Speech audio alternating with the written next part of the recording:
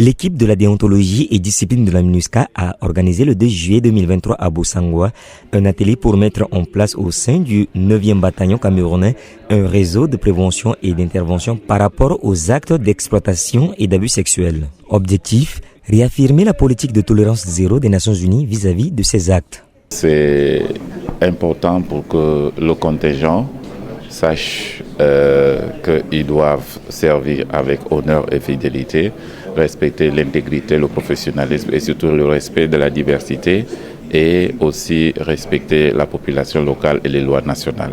L'objectif de cet atelier était de renforcer les capacités des officiers et sous-officiers sur leurs responsabilités dans la prévention et la réponse aux actes d'exploitation et abus sexuels et d'identifier des facteurs de risque, le signalement et dans le soutien aux victimes.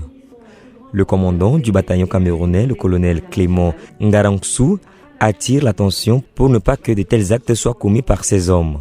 L'approche doit être basée sur la prévention, afin que de tels actes ne soient pas commis.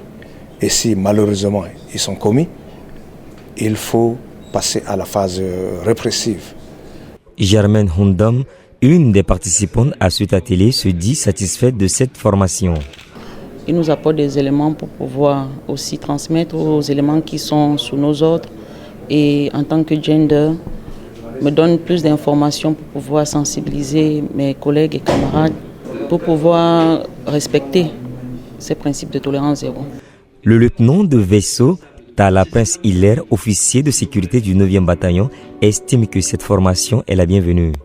Personnellement, je suis très satisfait des enseignements que j'ai reçus durant cette formation qui nous appellent à plus de rigueur par rapport à ces actes de scie. Après cet atelier d'un jour avec 53 participants, l'équipe de déontologie et discipline de la MINUSCA compte organiser une autre série de formations avec les autres membres de la troupe dans les jours à venir à Bossangoa.